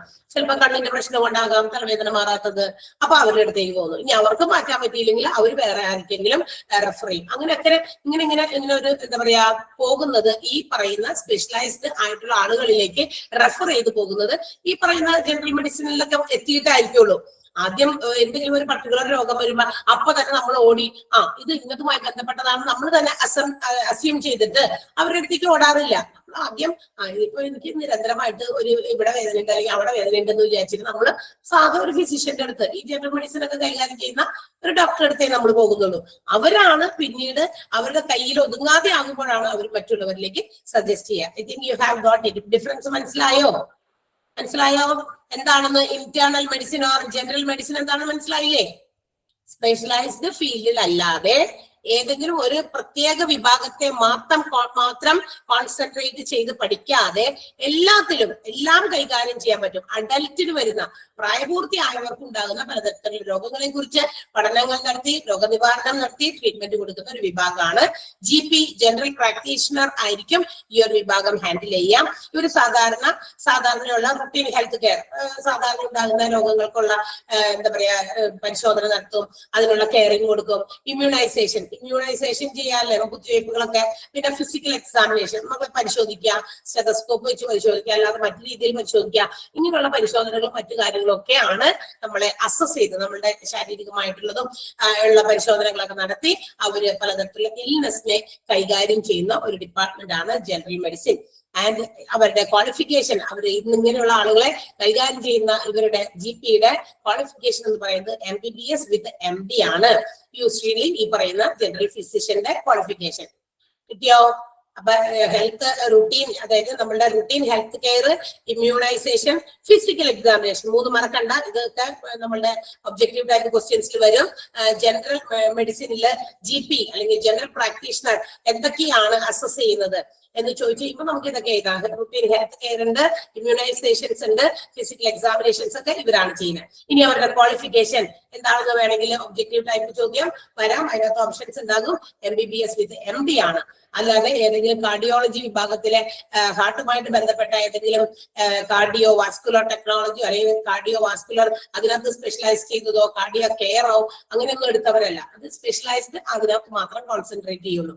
ഹാർട്ട് പഠിക്കുന്നവരെ കുറിച്ച് അവർ അതിൽ മാത്രം കോൺസെൻട്രേറ്റ് ചെയ്താണ് അവരുടെ പഠനങ്ങൾ നടത്തുക. അപ്പൊ ഇത് കോമൺ ആണ്. MBBS ഡോക്ടറാണ്. അത് കഴിഞ്ഞിട്ടാണ് ഏതെങ്കിലും ഒരു പർട്ടിക്കുലർ മേഖല തന്നെ എടുത്ത് പഠിക്കണം എന്ന് വിചാരിച്ചിട്ട് ചിലർ അങ്ങോട്ടേക്കൊക്കെ മാറുക. മനസ്സിലായോ? ജനറൽ മെഡിസിൻ ക്ലിയർ ആണോ? ഓക്കെ, സോ നമുക്ക് അടുത്ത ഡിപ്പാർട്ട്മെന്റിലേക്ക് പോകാം. ഇതിനകത്ത് നമുക്ക് പ്രത്യേകിച്ച് ഒന്നും എഴുതാനില്ല കേട്ടോ. ഈ എഴുതിയേക്കുന്ന ജനറൽ മെഡിസിൻ മാത്രമേ ഉള്ളൂ. There is no note extra നോട്ടൊന്നും ഈ ഭാഗത്തില്ല. നിങ്ങൾ അത് വിചാരിക്കേണ്ട. ജനറൽ മെഡിസിൻ എന്ന് പറയുന്നത് ഇന്റേണൽ മെഡിസിൻ എന്നും അതൊരു പേരുണ്ട്. അഡൽറ്റിന് വേണ്ടിയിട്ടുള്ള എല്ലാ ട്രീറ്റ്മെന്റും ഇവിടെ പ്രൊവൈഡ് ചെയ്യുന്നു എന്ന് പറഞ്ഞു. GP ജനറൽ പ്രാക്ടീഷണർ ആണ് അതിന്റെ ഫുൾ ഫോം. GPന് എന്തുണ്ടാകും? MBBS വിത്ത് MD ക്വാളിഫിക്കേഷൻ ഉണ്ടായിരിക്കണം. അത് സ്പെഷ്യലൈസ്ഡ് ഫീൽഡിൽ എന്താ പറയാ ഒരു ഡോക്ടറേറ്റ് എടുത്ത ആളായിരിക്കില്ല. ആണ് ചെയ്യുന്നത് routine health care, immunisations, physical examinations ഒക്കെയാണ് മനസ്സിലാക്കുന്നതും നോക്കുന്നതും കൊടുക്കുന്നതും ഒക്കെ. അതാണ് അവരുടെ അസസ്മെന്റ് വിഭാഗത്തിൽപ്പെട്ടത്. അവരുടെ അസസ്മെന്റ് ഈ പറയുന്ന കാര്യങ്ങളൊക്കെയാണ്. ഇത്രയേ ഉള്ളൂ. നെക്സ്റ്റ് വൺ ഗ്യാസ്ട്രോ എൻട്രോളജി ആണ്. നമ്മൾ നേരത്തെ പറഞ്ഞു, ഫസ്റ്റ് കുഞ്ഞു ഷോർട്ട് നോട്ട് ആയിട്ട് എഴുതിയപ്പോൾ നമ്മൾ പറഞ്ഞതാണ് this department deals with the abdominal related problems ആണ്. നമ്മളുടെ അബ്ഡോമിനൽ, നമ്മുടെ സ്റ്റോമക്ക് അല്ലെ, അതിനെയാണ് നമ്മൾ അബ്ഡോമിനൽ എന്ന് വിളിക്കുക. അതുമായി ബന്ധപ്പെട്ട വയറിന്റെ പുറത്തല്ല, വയറിനകത്ത് അല്ലെ. അപ്പൊ അതിനകത്ത് ഒത്തിരി പ്രശ്നങ്ങൾ. കാരണം വയറിനകത്താണ് കുറെ സാധനങ്ങൾ ഇങ്ങനെ ഇരിക്കുന്നത്. ഒരുപാട് സാധനങ്ങൾ, ലാർജ് ഇൻഡസ്റ്റൈൻ, സ്മോൾ ഇൻഡസ്റ്റൈൻ ഒക്കെ ഉണ്ട് അല്ലെ. പിന്നെ എലിമെന്ററി കനാൽ, ഇതൊക്കെ ഇതിനകത്തുണ്ട്. വയറിനകത്ത് ചുരുണ്ടുകൂടി കിടക്കുന്നുണ്ട്. അപ്പൊ ഇവിടെ കുറെ പ്രശ്നങ്ങൾ വരുമ്പോ വയറിനകത്തുള്ള ഒരു മിക്ക പ്രശ്നങ്ങളും നമ്മൾ റിഫ്ലക്ട് ചെയ്യുന്നത് പല സിംറ്റംസ് ആയിട്ടായിരിക്കും. പല രോഗലക്ഷണങ്ങളൊക്കെ ഈ ഉള്ളിൽ നിന്ന് വരുന്നതാണ്. വയറ്റിനകത്തുനിന്ന് ഡൈജഷൻ പ്രക്രിയ മര്യാദയ്ക്ക് നടക്കാത്തത് കൊണ്ടാകാം. അല്ലെങ്കിൽ വയറിനകത്തുള്ള ഈ പറയുന്ന സ്മോൾ ഇൻഡസ്റ്റൈൻ, ലാർജ് ഇൻഡസ്റ്റൈൻ, അതിനകത്ത് എടുക്കുന്ന ഒത്തിരി സാധനങ്ങളൊക്കെ ഉണ്ടല്ലോ. അതിനകത്ത് ഇവിടെ പറയുന്നുണ്ട് കുറച്ച് സാധനങ്ങളൊക്കെ പേര്. അപ്പൊ ഇതിനകത്തൊക്കെ ഉണ്ടാകുന്ന ചില ഡിസീസസ്, ചില രോഗങ്ങളാകാം. നമുക്ക് പലതിന്റെയും ലക്ഷണങ്ങളായിട്ട് ഇങ്ങനെ പുറത്തേക്ക് വരാം. അപ്പോഴാണ് നമുക്ക് പിന്നീട് പരിശോധിച്ച് അവര് മനസ്സിലാക്കുന്നത് ഇങ്ങനെയൊക്കെയുള്ള പ്രശ്നങ്ങൾ കൊണ്ടാണ് ഈ രോഗം മാറാത്തെ എന്നൊക്കെ മനസ്സിലാക്കുന്നത്. ഓക്കെ, അപ്പൊ അതിനു വേണ്ടിയിട്ടുള്ള ഒരു വിഭാഗമാണ് gastro enterology. Abdominal medicine provide ചെയ്യുന്ന ഒരു ഡിപ്പാർട്ട്മെന്റ്. അബ്ഡോമിനൽ റിലേറ്റഡ് ആയിട്ടുള്ള എല്ലാ മെഡിസിൻസും ഈ ഒരു ഗ്യാസ്ട്രോ എൻട്രോളജി ഡിപ്പാർട്ട്മെന്റിലാണ് പ്രൊവൈഡ് ചെയ്യുക. And here the treatment is given. എന്തിനൊക്കെ ഉള്ള ട്രീറ്റ്മെന്റാ കൊടുക്കണേ? That affect the oesophagus, stomach, small intestine, large intestine അല്ലെങ്കിൽ കോളൻ, അതിന്റെ മറ്റൊരു പേരാണ് liver, pancreas, gall bladder, colon and rectum. ഇതിനകത്തൊക്കെ ഉണ്ടാകുന്ന കുറെ വയറിനകത്തുള്ള കുറെ സാധനങ്ങളുടെ പേരാണ് കേട്ടോ. കേൾക്കാനൊക്കെ രസമുണ്ടല്ലേ? Oesophagus, stomach, small intestine, large intestine, അതിന്റെ മറ്റൊരു പേരാണ് കോളൻ. ലിവർ, പാൻക്രിയാസ്, നമുക്കറിയാം ലിവർ പാൻക്രിയാസ് എന്ന് പറഞ്ഞാൽ നമ്മുടെ പാൻക്രിയാസ് കുറച്ച് എൻസൈമുകളൊക്കെ പ്രൊഡ്യൂസ് ചെയ്യുന്നുണ്ട്, വിച്ച് ഹെൽപ്സ് ഡൈജഷൻ. നമ്മുടെ എന്താ പറയാ ഡൈജഷന് സഹായിക്കുന്ന, നമ്മൾ കഴിക്കുന്ന ആഹാരമില്ലേ, ആഹാരമൊക്കെ ദഹിക്കണ്ടേ, ദഹിക്കുന്നതോടൊപ്പം തന്നെ അതിനകത്തുനിന്ന് നമ്മുടെ ശരീരത്തിലേക്ക് ആവശ്യമായ ഫാറ്റ്, കൊളസ്ട്രോള്, കാർബോഹൈഡ്രേറ്റ്സ്, പ്രോട്ടീൻസ് ഒക്കെ ഈ നമ്മൾ കഴിക്കുന്ന ആഹാരത്തിൽ നിന്ന് കിട്ടുന്നുണ്ടല്ലോ. ഇതൊക്കെ എല്ലാം തന്നെ നമ്മൾ കഴിക്കുന്നത് ശരീരത്തിന് ആവശ്യം ഉള്ളത് മാത്രമേ അവിടെ സ്റ്റോർ ചെയ്യേണ്ട ആവശ്യമുള്ളൂ. അല്ലാത്തതൊക്കെ എന്ത് ചെയ്യണം? വിഘടിപ്പിച്ച് അതിനെയൊക്കെ ബ്രേക്ക് ചെയ്ത് പാർട്ടിക്കിൾസ് ആക്കി അതൊക്കെ പുറത്ത് കളയണം. അതർവൈസ് ഇത് എന്ത് ചെയ്യും? അവിടെ കിടന്ന് ബിൽഡപ്പ് ചെയ്യും. ഈ കൊളസ്ട്രോളും ഫാറ്റും ഒക്കെ ഒത്തിരി നമ്മുടെ ശരീരത്തിൽ അടിഞ്ഞു കൂടിയാൽ അത് മറ്റ് പല രോഗങ്ങൾക്കും കാരണമാകും. അപ്പൊ അതിനെയൊക്കെ ഒഴിവാക്കാൻ വേണ്ടിയിട്ട് നമ്മുടെ ശരീരത്തിൽ തന്നെ ഒരു എൻസൈം പ്രൊഡ്യൂസ് ചെയ്യപ്പെടുന്നുണ്ട്, ഈ ഫാറ്റിനെയും കൊളസ്ട്രോളിനെയൊക്കെ വിഘടിപ്പിക്കാനായിട്ട്, ബ്രേക്ക് ചെയ്യാനായിട്ട്, ഇല്ലാതാക്കാനായിട്ടൊക്കെ. അപ്പൊ അത് പ്രൊഡ്യൂസ് ചെയ്യപ്പെടണം. അപ്പൊ ഇതൊക്കെ പ്രൊഡ്യൂസ് ചെയ്യുന്നത് കൊണ്ട് ഇത് കുറെയൊക്കെ നമ്മുടെ ശരീരത്തിന് ആവശ്യമുള്ളത് എടുക്കും, വേണ്ടാത്തതിനെയൊക്കെ പുറത്തേക്ക് വിടും. ഓക്കെ, പല രൂപത്തിലായിരിക്കും അത് പുറത്തു പോകുക. അപ്പൊ അത് പോയില്ലെങ്കിൽ ഇറ്റ് വിൽ ബിൽഡപ്പ്. അത് അവിടെ കളക്ട് ചെയ്യപ്പെട്ട് ബിൽഡപ്പ് ചെയ്ത് പലതിനും കാരണമാകും. നമുക്ക് കാർഡിയോളജിയിൽ പഠിച്ചല്ലോ ഒരു കാര്യം, വേറൊരു സാധനം ഇതുപോലെ ബിൽഡപ്പ് ചെയ്ത ഒരു സാധനം പഠിച്ചു അല്ലെ, പ്ലാക്ക് എന്ന് പറഞ്ഞൊരു സാധനം ബിൽഡപ്പ് ചെയ്ത കാര്യം പറഞ്ഞത് ഓർമ്മയുണ്ടോ? എല്ലാവരും ഉണ്ടോ അവിടെ? പോയാ ഇല്ലേ?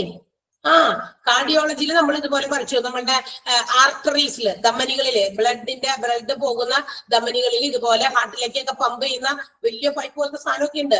അപ്പൊ ഈ പൈപ്പിൽ കൂടിയാണ് ഹാർട്ടിലേക്ക് ആവശ്യമായ ബ്ലഡ് പോകുന്നത്. അവിടുന്ന് വീണ്ടും പല സ്ഥലങ്ങളിലേക്കൊക്കെ ശരീരത്തിന്റെ ഡിഫറെന്റ് പാർട്സിലേക്ക് പോകുന്നുണ്ട്. അപ്പൊ ഇതിങ്ങനെ പോകുന്ന ഹാർട്ടിലേക്ക് പമ്പ് ചെയ്യുന്ന ആ ബ്ലഡിന്റെ സർക്കുലേഷന് ചില ബ്ലോക്കേജ് സംഭവിക്കാറുണ്ട്. എങ്ങനെ? അതിന്റെ ചുറ്റും ആ ധമനിയില്, ആ ആർട്ടറീസില് ഈ പ്ലാക്സ് പോലെയുള്ള സാധനങ്ങൾ അടിഞ്ഞുകൂടി അതിനെ ഇങ്ങനെ എന്താ പറയുക, ഇതൊരു പൈപ്പാന്ന് വിചാരിക്കുക. ഈ പൈപ്പിൽ കൂടി ഇങ്ങനെ കടന്നു പോകുമ്പോ ഇതിന്റെ ചുറ്റിനും കുറെ സാധനങ്ങൾ വന്ന് അടിഞ്ഞു കൂടി അവസാനം ഈ ഹോൾ ഇങ്ങനെ അടഞ്ഞു പോലേ. ഞാൻ അതിന് ഉദാഹരണമൊക്കെ പറഞ്ഞു. നമ്മുടെ വീട്ടിൽ ഉപയോഗിക്കുന്ന കിച്ചണിൽ ഉപയോഗിക്കുന്ന പൈപ്പ്, വേസ്റ്റ് പോകുന്ന പൈപ്പ്, അതിൽ നമ്മളിങ്ങനെ കഴുകി ഒരുപാട് വേസ്റ്റ് ചിലതൊക്കെ അവിടെ നിന്ന് പോകാതെ പറ്റി പിടിച്ചിരിക്കും. ഈ പറ്റി പിടിച്ചിരുന്നിരുന്നിരുന്ന് കുറെ കഴിയുമ്പോൾ എന്തെയും ബ്ലോക്ക് ചെയ്യും. അപ്പൊ നമ്മൾ ബ്ലോക്കൊക്കെ മാറ്റാൻ വേണ്ടി വീണ്ടും പോയി പ്ലംബറെ കുറച്ചൊക്കെ അന്വേഷിച്ച് കൊണ്ടുവന്ന് അതൊക്കെ വീണ്ടും ഊരി പടച്ചെടുത്ത് ക്ലീൻ ചെയ്യേണ്ടി വരും അല്ലെ. അപ്പൊ മാറ്റി കൊടുക്കുന്നത് അതുപോലെയുള്ള ഒരു ക്ലീനിങ് രീതി നമ്മൾ നടക്കണം. അതാണ് എന്ത് പറയുന്നത്, നമ്മള് കാർഡിയോവാസ്കുലർ ബൈപ്പാസ് ഗ്രാഫ്റ്റിംഗ്. മറന്നുപോയാ നിങ്ങൾ അതൊക്കെ? അത് ആ ഒരു ചികിത്സ കൊടുത്തിട്ട് ആ ഒരു ബൈപ്പാസ് ഗ്രാഫ്റ്റിങ്ങിലൂടെയാണ് ആ ബ്ലോക്കേജുകളൊക്കെ മാറ്റുന്നത്. ആ പ്ലാക്സിനെയൊക്കെ റിമൂവ് ചെയ്ത് ചുരണ്ടിയോ എങ്ങനെയെങ്കിലും ഒക്കെ കളഞ്ഞ് ആ പാസേജിനെ വഴി അങ്ങോട്ട് ക്ലിയർ ആക്കി കൊടുക്കുക. സോ ദാറ്റ് അങ്ങനെ ക്ലിയർ ആക്കുമ്പോൾ എന്ത് പറ്റും, നമ്മുടെ ലൈഫ് നമുക്ക് കുറച്ചുകൂടി എക്സ്പെക്ട് ചെയ്യാം, കുറച്ചുകൂടി ദീർഘകാലം കുറച്ചുകൂടി നമുക്കൊന്ന് ജീവിച്ചിരിക്കാം. അപ്പൊ ഹാർട്ട് അറ്റാക്ക് പോലെയുള്ള നമ്മളുടെ മയോകാർഡിയൽ ഇൻഫാക്ഷൻ അല്ലെ, അതൊക്കെ തടയാം. ഹാർട്ട് അറ്റാക്സിനെയൊക്കെ ഒരു പരിധി വരെ നമുക്ക് തടയാനൊക്കെ സാധിക്കും. അങ്ങനെ പഠിച്ചു അതിനകത്ത്. അതുപോലെ തന്നെ നമ്മുടെ ഗ്യാസ്ട്രോഎൻട്രോളജിയിലും ഉണ്ട് ഇതുപോലെയുള്ള ഫാക്സുകളൊക്കെ വന്ന് അടിഞ്ഞുകൂടി പല സാധനങ്ങളും ബ്ലോക്ക് ചെയ്തിട്ടൊക്കെ പല അസുഖങ്ങളൊക്കെ വരും. അപ്പൊ അതൊക്കെ ഇല്ലാതിരിക്കാൻ ഇത്തരം ഫാറ്റ്സും കൊളസ്ട്രോൾസും ഒക്കെ വിഘടിപ്പിച്ച് അതിനെയൊക്കെ ബ്രേക്ക് ഡൗൺ ചെയ്ത് എന്ത് ചെയ്യുക, ഇതൊക്കെ നശിപ്പിച്ച് ഇല്ലാതെയാക്കി ബേൺ ചെയ്തൊക്കെ കളഞ്ഞ് ആക്കുമ്പോൾ അതിനുള്ള എൻസൈംസ് പ്രൊഡ്യൂസ് ചെയ്യുന്നതാണ് പാൻക്രിയാസ്. പിന്നെന്താ പറയാ, നമ്മളുടെ ഗാൾ ബ്ലാഡർ എന്ന് പറയുന്നത് നമ്മളുടെ ലിവറിന്റെ ഒക്കെ താഴെയുള്ള ഒരു സാക്കാണ്. പല സാധനങ്ങൾ വേസ്റ്റ് ഒക്കെ വന്ന് വീഴാനുള്ള ഒരു അറ പോലത്തെ സാധനം, അതാണ് ഗാൾ ബ്ലാഡർ എന്ന് പറയുന്നത്. ഈസോഫാഗസ് കേട്ടോ, നമ്മുടെ ഈ വായുന്നില് തൊണ്ടയിലും ത്രോട്ടിൽ നിന്ന് സ്റ്റോമക്കിലേക്ക് നീളുന്ന ഒരു തരം ലോങ് പൈപ്പ് തന്നെയാണ്. എന്ന് വെച്ചാൽ നമ്മളുടെ ഫുഡ് ഐറ്റംസ് അല്ലേ, നമ്മൾ കഴിക്കുന്ന ഭക്ഷണം ഇവിടുന്ന് കഴിക്കും അല്ലെ, അത് എവിടെ എത്തണം, സ്റ്റോമക്കിലേക്ക് എത്തണം. ഇവിടെ നിന്നുമ്പോ നേരെ താഴെ പോയി ഭൂം പറഞ്ഞ് വീഴുകയല്ല. ഇതൊരു എന്താ പറയാ, ഈ ഇതുപോലെ എന്താ പറയാ ഈസോഫാഗസ് എന്ന് പറഞ്ഞ ഒരു പൈപ്പാണ്, കുഴലിൽ കൂടിയാണ് അത് പതുക്കെ പോകുന്നത്. നമ്മൾ ചവച്ചരച്ച് കഴിച്ച് കഴിയുമ്പോൾ അതൊരു എന്താ പറയാ ഒരു കുഴമ്പ് രൂപത്തിലുള്ള ഒരു കൺസിസ്റ്റൻസിയിലാകുമല്ലോ. എന്നിട്ടാണ് നമ്മളുടെ വയറിനകത്തേക്ക് ചെല്ല, അല്ലാണ്ട് കിട്ടുന്ന സാധനം അങ്ങനെ തന്നെ നമ്മൾ വിഴുങ്ങല്ലോ ചെയ്യാം. അപ്പൊ ഇങ്ങനെ പോകണം, അങ്ങനെ കഴിക്കാൻ പറ്റില്ല നമുക്ക്. അപ്പൊ നമ്മൾ ബ്രേക്ക് ചെയ്ത് വായിക്കാത്തിട്ട് ചവച്ചരച്ച് അതന്നെ നാളെ അതെ ഈസോഫാഗസ്. അപ്പൊ ഇത് കഴിച്ച് നമ്മളിങ്ങനെ ഇറക്കുമ്പോ അത് ഇതിൽ കൂടി ഈ കൊള്ളിൽ കൂടി ഇങ്ങനെ പോകുമ്പോ ഇതിങ്ങനെ ഒരു വേവ് പോലെയാ പോവുക.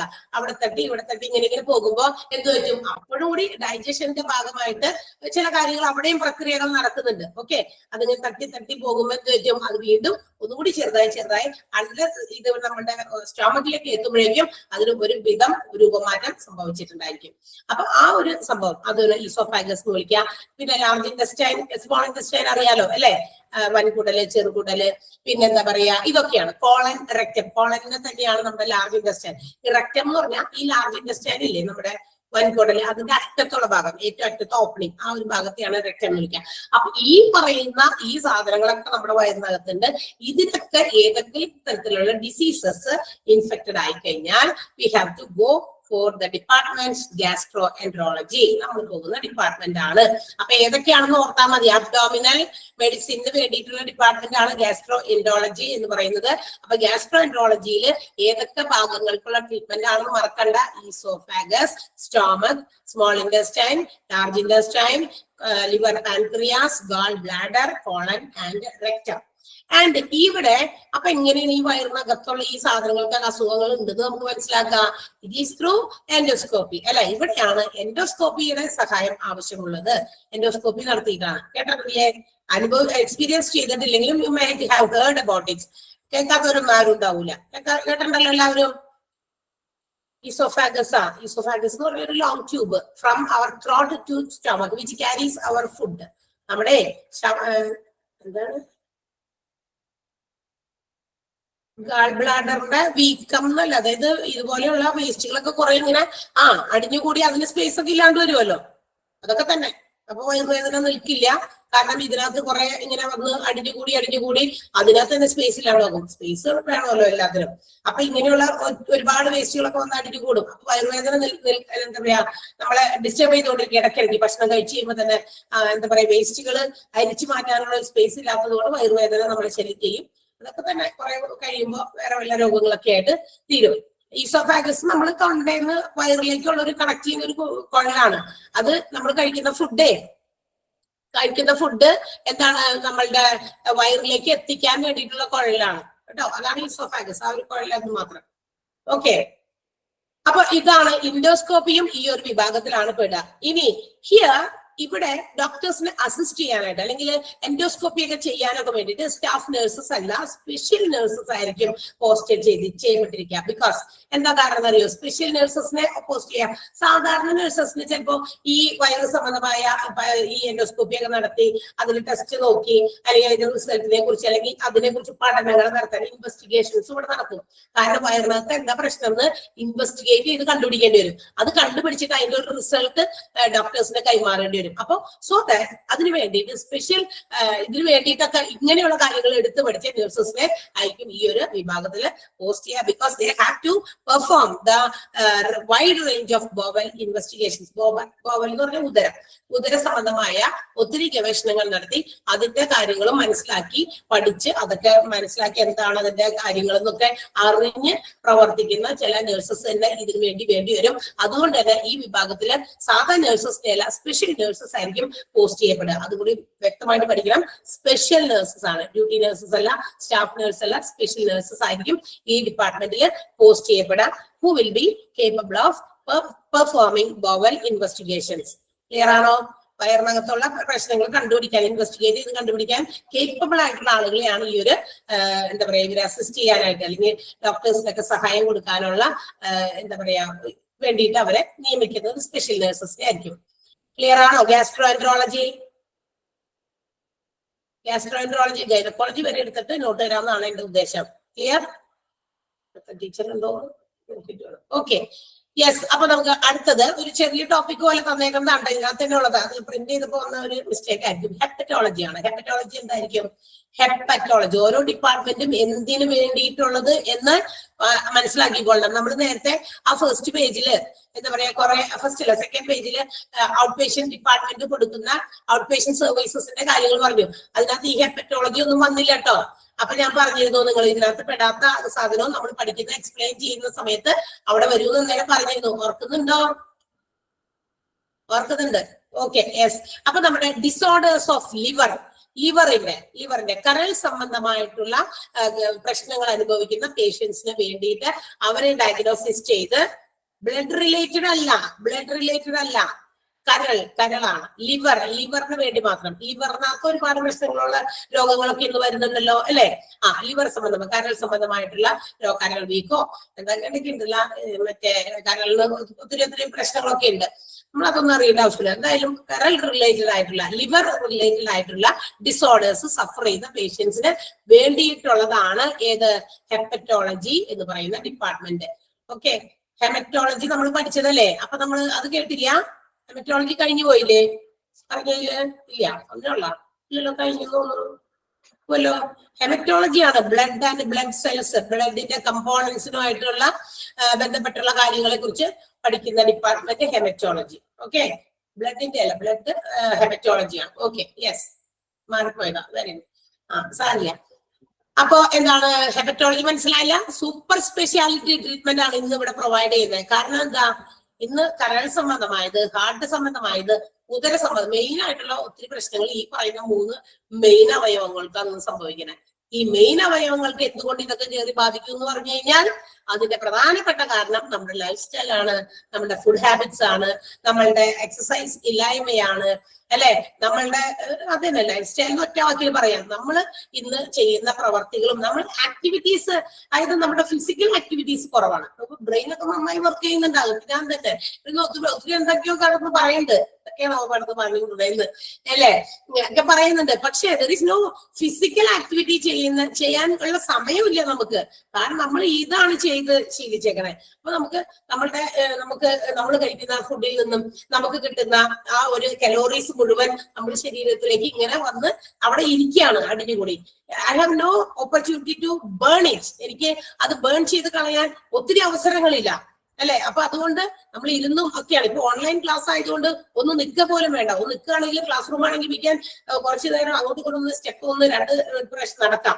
സ്കൂളുകളിലാണെങ്കിൽ കുറച്ച് അപ്സ്റ്റേഴ്സിലൊക്കെ ക്ലാസ് ഉണ്ടാവില്ല. ഒരു 3-4 തവണ ഒരു ദിവസത്തിൽ നമുക്ക് കയറി ഇറങ്ങി നടക്കാം അല്ലെ? ഇതൊന്നുമില്ല. നമ്മളിപ്പോ ഇങ്ങനെ ഇരുന്നിട്ട് നമ്മൾ ക്ലാസ്സുകൾ കൊടുക്കുകയാണ്. അപ്പൊ വർക്കിംഗ് ഉണ്ട്, നമ്മൾ നോക്കുമ്പോ അല്ല വർക്ക് ചെയ്യാന്ന്. പക്ഷെ വാട്ട് ടൈപ്പ് ഓഫ് വർക്ക്? നമ്മുടെ ആക്ടിവിറ്റീസിൽ നമ്മൾ വലിയ കാര്യമായിട്ട് എന്ത് ചെയ്യുന്നില്ല, ശ്രദ്ധിക്കുന്നില്ല. അപ്പൊ അതിന് വേണ്ടിയിട്ട് നമുക്ക് സമയവുമില്ല കണ്ടെത്താനായിട്ട്. അതുകൊണ്ട് തന്നെ അപ്പൊ ഇങ്ങനെയുള്ള പ്രശ്നങ്ങൾ കൂടുതലും വരുന്നത് ഈ പറയുന്ന കാര്യങ്ങൾ കൊണ്ട് തന്നെയാണ്, നമ്മുടെ ലൈഫ് സ്റ്റൈൽ തന്നെയാണ്. അപ്പൊ ഹാർട്ട് സംബന്ധമായത്, ഉദര സംബന്ധമായത്, ലിവർ സംബന്ധമായത്, പിന്നെ നമ്മൾ കുറെ കഴിക്കുന്ന ഫുഡില്ലേ, ഇപ്പൊ ഒത്തിരി ജങ്ക് ഫുഡിനെ ഡിപ്പെൻഡ് ചെയ്യുന്നവരാണ് നമ്മൾ പല സമയത്തും അല്ലെ. രാവിലെ തന്നെ എഴുന്നേറ്റ് ഓടിപ്പോരുമ്പോ ചിലപ്പോ ഫുഡ് എടുക്കാൻ മറന്നു, അല്ലെങ്കിൽ ഫുഡ് എടുത്തില്ല, അയ്യോ ഒന്നിപ്പോ കുഴപ്പമില്ല എന്തെങ്കിലും ആവട്ടെ എന്ന് പറയുന്നു. പിന്നെ നമ്മൾ നേരത്തിന് കഴിക്കാത്തത് ഒക്കെ പ്രശ്നമാണ് അല്ലെ. നേരത്തിന് ആ സമയം ഒരു ഇത്ര ഗ്യാപ്പ്, ഒരു സമയത്ത് നമ്മളൊരു ഫുഡ് കഴിച്ചു, അടുത്ത സമയത്ത് ആ ഫുഡ് കഴിക്കുന്നതിന്റെ ഗ്യാപ്പ്, അതൊക്കെ വലിയ ഒരു എന്താ പറയാ പ്രശ്നം തന്നെയാണ്. അപ്പൊ ആ ഗ്യാപ്പൊക്കെ കറക്റ്റ് ചെയ്ത് നമ്മൾ കഴിക്കുക, അല്ല രാത്രി ഒത്തിരി ലേറ്റ് ആയിട്ട് കഴിക്കാതിരിക്കുക, ഒത്തിരി പ്രശ്നങ്ങളൊക്കെ ഉണ്ട്. അപ്പൊ ഇതൊക്കെ എന്താ പറയാ ഈ പറയുന്ന മെയിൻ പാർട്ടുകളെ ബാധിക്കും. പല രോഗങ്ങളായിട്ട് നമ്മളെ അത് ശല്യപ്പെടുത്തിക്കൊണ്ടിരിക്കും. അപ്പൊ നമ്മളുടെ ലിവറിന് വേണ്ടിയിട്ടുള്ള ലിവർ ഡിസോർഡേഴ്സിന് വേണ്ടിയിട്ടുള്ള ഒരു സൂപ്പർ സ്പെഷ്യാലിറ്റി ഡിപ്പാർട്ട്മെന്റ് ആണ് ഹെപ്പറ്റോളജി എന്ന് പറയുന്നത്. മനസ്സിലായോ? ഹെപ്പറ്റോളജി അത്രേ ഉള്ളൂ, അത് അത്രയും പഠിച്ചാൽ മതി. ഓക്കെ, ഗൈനക്കോളജി ആണ് അടുത്തത്. ഗൈനക്കോളജി എന്ന് പറയുന്നത് deals with the investigation and treatment of problems of female reproductive system. അതായത് സ്ത്രീകളില്, പെൺകുട്ടികളിലും സ്ത്രീകളിലും ഒക്കെ ഉണ്ടാകുന്ന റീപ്രൊഡക്ഷൻ, എന്താണ് പ്രത്യുൽപാദന സമ്പ്രദായം അല്ലെ, സിസ്റ്റവുമായിട്ട് ബന്ധപ്പെട്ടുണ്ടാകുന്ന എല്ലാ പ്രശ്നങ്ങൾക്കുമുള്ള ഒരു ഡിപ്പാർട്ട്മെന്റ് ആണ് ഇത് ഗൈനക്കോളജി എന്ന് പറയുന്നത്. ഓക്കെ, ഇനി നമുക്കറിയാം ഒരു പെൺകുട്ടി എന്ന് പറയുന്നവരുടെ ഒരു ലൈഫ് എന്ന് പറയുന്നത് ഇറ്റ് ഈസ് ഗോയിങ് ത്രൂ അല്ലെങ്കിൽ പാസിംഗ് ത്രൂ യൂണിക് ചേഞ്ചസ്.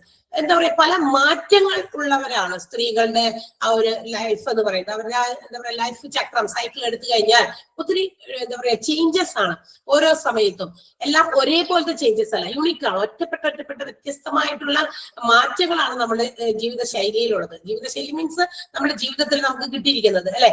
ഒരു ഏജ് ആവുമ്പോ എന്താ പറയാ നമുക്ക് മെൻസ്ട്രുവേഷൻ അല്ലെ, മെനാർക്ക് പീരീഡ് വരുന്നു. അതുപോലെ തന്നെ അത് കഴിഞ്ഞ് കഴിയുമ്പോ ആള് എന്താ പറയാ വിവാഹിതയാകുകയും പ്രഗ്നൻസി ആകുമ്പോ വേറൊരു change. Okay, after pregnancy child birth, കുട്ടിയെ ജനിപ്പിച്ചു കഴിഞ്ഞ് കഴിയുമ്പോ പിന്നെ നമ്മളുടെ ശരീരത്തിൽ ഉണ്ടാകുന്ന മറ്റൊരു മാറ്റങ്ങള്.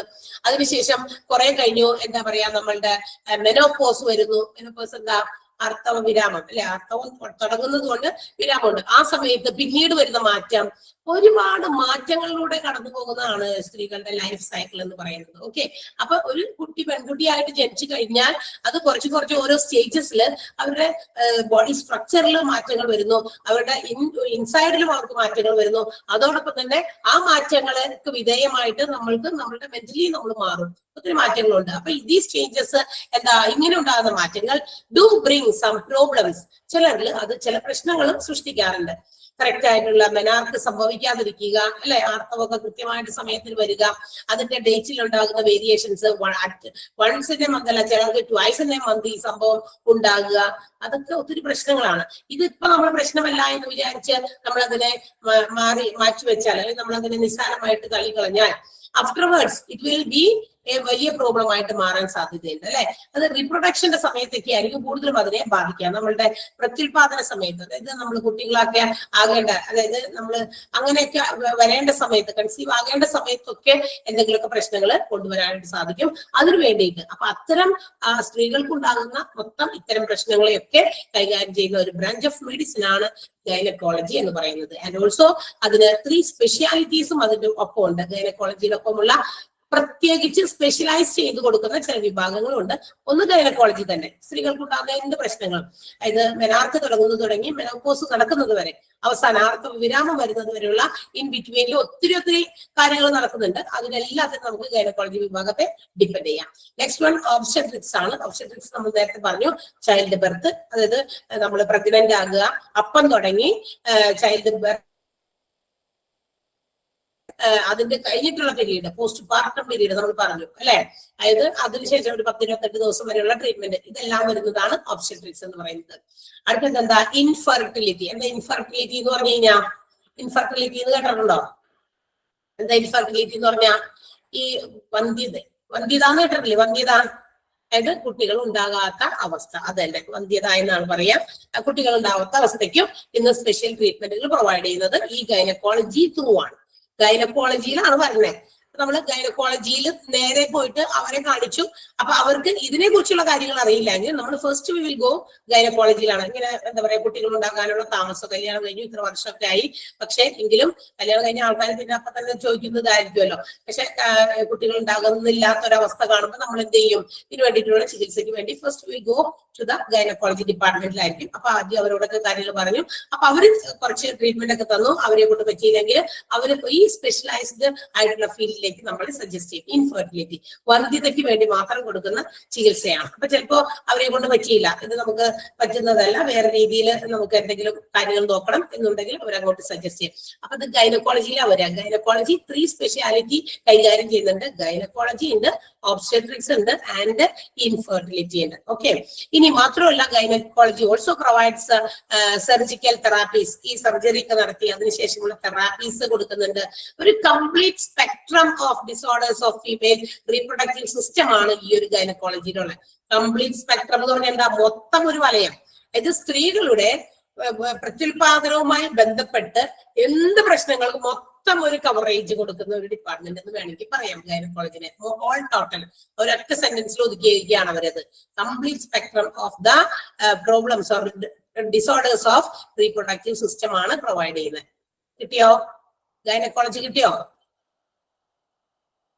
യെസ്, എങ്കിൽ നമുക്ക് നോട്ട് ചെയ്താം. വേഗം എഴുതിക്കോട്ടെ പിള്ളേരെ, നമ്മുടെ സമയം അല്ലെങ്കിൽ പോകും. ആരെങ്കിലും വന്നില്ലെങ്കിൽ നമുക്ക് വേണമെങ്കിൽ ക്യാരി ഓൺ ചെയ്യാം. അതർവൈസ് നമുക്ക് അവർക്ക് വേണ്ടി മാറിക്കൊടുക്കേണ്ടി വരും. ഏതാ? ഓക്കെ, എവിടെ നിന്നാണ്? ഗ്യാസ്ട്രോ എൻട്രോളജിയിലാണ് നമുക്ക് എഴുതേണ്ട നോട്ട്. പേര് എഴുതിക്കോ. ഗ്യാസ്ട്രോ എൻട്രോളജി എന്ന് ടോപ്പിക്കിന്റെ പേര് എഴുതാം. ഗ്യാസ്ട്രോ എൻട്രോളജി, സ്പെല്ലിംഗ് തെറ്റിക്കാതെ എഴുതാം. ഗ്യാസ്ട്രോ എൻട്രോളജി, ഗ്യാസ്ട്രോ എൻറ്ററോളജി, അങ്ങനെ പറഞ്ഞ് അത് കംപ്ലീറ്റ് ചെയ്യാം. ഓക്കെ, അതിലൊന്നാമത്തെ എഴുതാം. അതിന്റെ താഴെ ഈസോഫാഗസ് എഴുതാം. ഈസോഫാഗസ് എന്നാണ് വായിക്കുന്നതെങ്കിലും അതിന് തുടക്കത്തിൽ ഒരു ഓ ഉണ്ട് കേട്ടാ. OESOPHAGUS. ഈസോഫാഗസ് എന്ന് വായിക്കരുത്. ഈസോഫാഗസ് തന്നെയാണ്. ഓ ഈസ് സൈലന്റ്, അവിടെ ഓ സൈലന്റ് ആണ്. ഈസോഫാഗസ് എഴുതാം. A part of digestive system, a part of digestive system, a part of digestive system which is a long tube, which is a long LONG long tube that carries CARRIES, that carries food from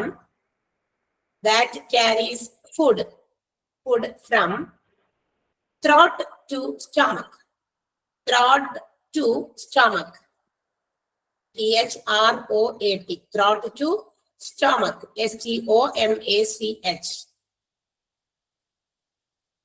അതെ, ഒരു long tube ആണ്, digestive സിസ്റ്റത്തിന്റെ ഒരു ഭാഗമാണ്.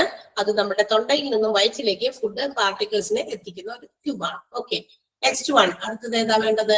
Pancreas ഒന്ന് എഴുതി വെക്കാം. Liver pancreas.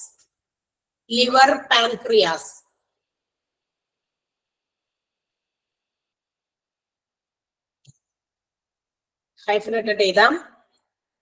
Produce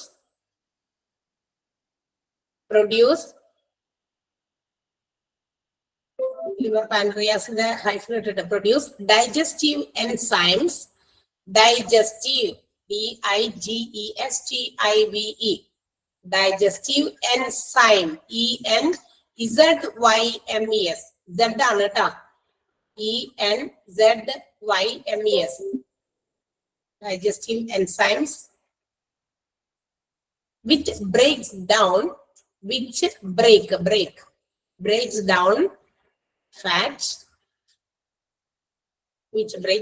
fat, carbohydrates, protein, etc. Carbohydrates, HY ആണ്, HYDRATES, carbohydrates, protein, etc.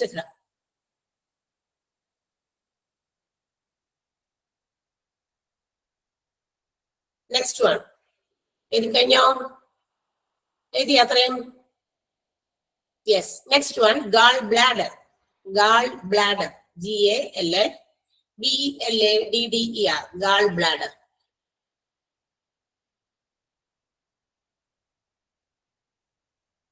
ഒരു ഹൈഫ്രേറ്റഡ് എഴുതാ. സാക്ക്, SAC എന്നാണ് സാക്ക്.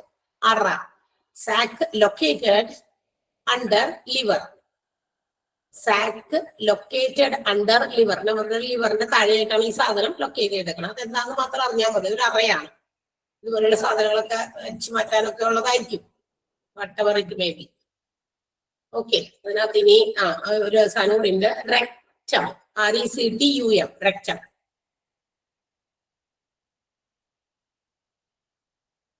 റെക്റ്റം ഒരു ഹൈഫ്രേഡ്.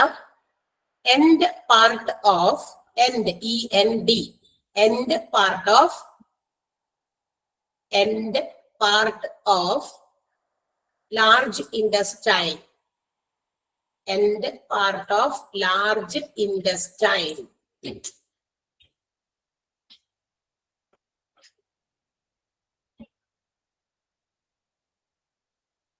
Okay, then next one. വേറെ ഒന്നുമില്ല. ഇതിന്റെ മലയാളം അറിയാവുന്നവർ വേണമെങ്കിൽ ഒന്ന് എഴുതി വെച്ചേക്കാം കേട്ടോ. ഇൻഫെർട്ടിലിറ്റിയുടെ മലയാളം അത് നോട്ടിന്റെ അവിടെ തന്നെ എഴുതി വെച്ചാലും മതി. ഗൈനക്കോളജിയില് വേറെ ഒന്നും അറിയാണ്ട് ആവശ്യമില്ലല്ലോ. മെനാർക്ക് നമ്മുടെ പീരീഡ്സിന്റെ ഫസ്റ്റ് ബിഗിനിങ് ടൈം ആണ് മെനാർക്ക്. അതായത് ആർത്തവ ആരംഭം എന്നാണ് മലയാളത്തിൽ പറയുക. മെനോപോസ് ആർത്തവ വിരാമം എന്നാണ്. End of that particular period. ആ സമയത്തിന്റെ ഒരു അവസാന കാലഘട്ടം, അവസാനിക്കുന്ന സമയം. അതാണ് കേട്ടോ. ഇൻഫെർട്ടിലിറ്റിയുടെ മലയാളം ഒന്ന് വെറുതെ എഴുതി വെച്ചേക്കാം. എന്താണത്? വന്ധ്യത, വന്ധ്യതയാണ്. ഇൻറ്റസ്റ്റൈൻ അല്ല, INTESTINE. അവിടെ ഉണ്ടല്ലോ ലാർജ് ഇൻറ്റസ്റ്റൈൻ, സ്മോൾ ഇൻറ്റസ്റ്റൈൻ എന്ന് കൊടുത്തിട്ടുണ്ടായല്ലോ. ഇല്ലേ? ഉണ്ടല്ലോ. INTESTINE.